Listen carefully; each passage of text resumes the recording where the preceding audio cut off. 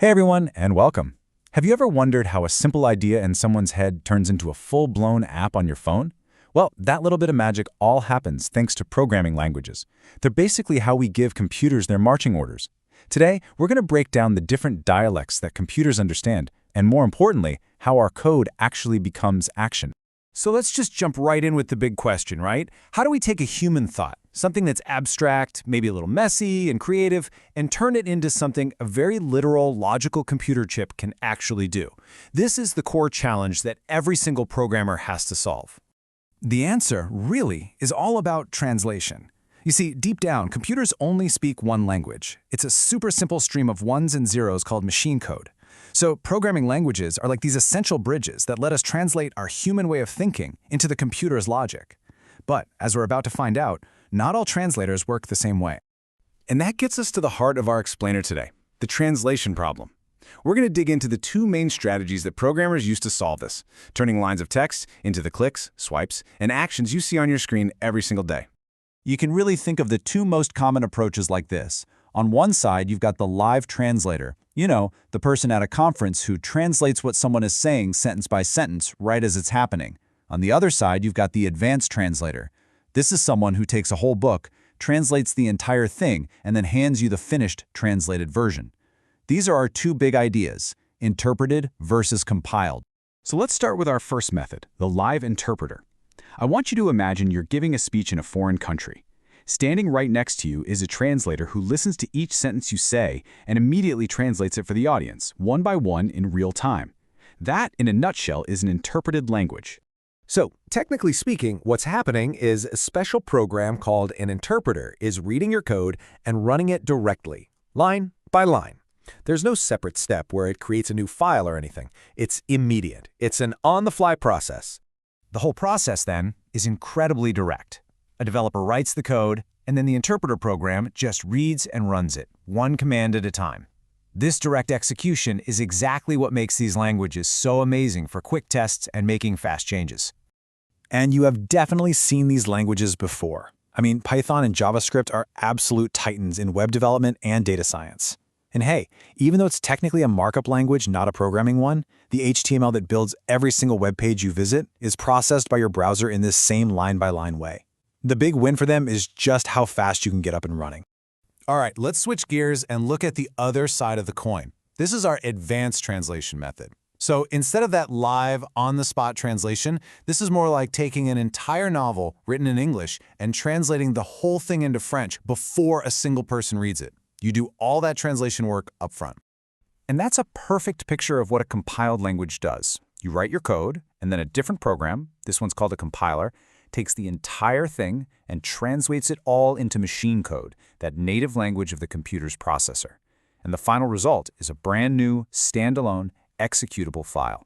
So the crucial point, the thing you really got to remember is this extra step right in the middle. You write the code, then you compile it. That creates the executable file, like a .exe file on Windows. And only then can you actually run that file. If you want to change anything in the code, you've got to go back and recompile the whole thing.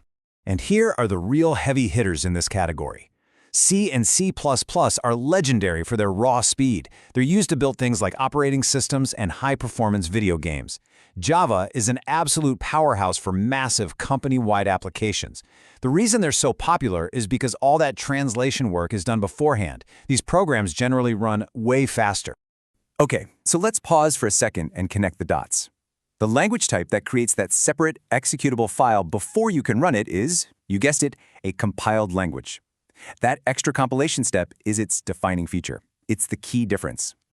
Now, beyond our two big methods, we've also got a couple of specialists.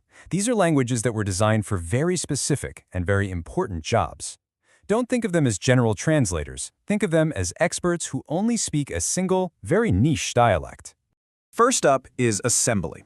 Honestly, this is about as close as a human can get to speaking the computer's native tongue. It is incredibly fast and powerful, but it's also really difficult to work with, mainly because the code you write for one kind of processor just won't work on another. And that's why it's usually saved for super specialized jobs, like programming the tiny computers in IoT devices or inside your car, places where you need absolute, total control over the hardware.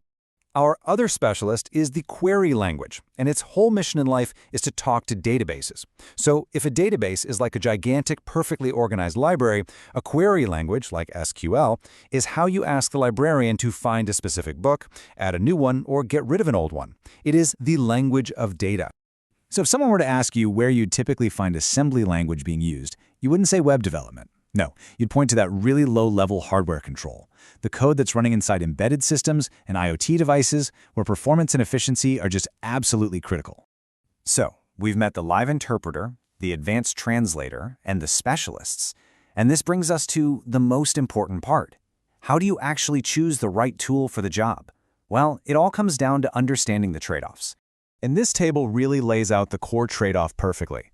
Interpreted languages, because they run line by line, give you amazing flexibility. It is so easy to make a quick change and see the result instantly. On the flip side, compiled languages trade that flexibility for raw performance. Because they're already pre-translated into the computer's native language, they just run much, much faster. But of course, every little change means you have to recompile. And look, this is why all of this really matters. Deciding to use Python for its flexibility and data analysis, or choosing C++ for its insane speed in a video game, that's not a random choice. Knowing which translator is right for the job is a fundamental skill that truly separates a novice from an expert. And that leaves us with one last thing to chew on. Modern interpreters are getting smarter and faster every year, and new compilation techniques are making that process way more efficient.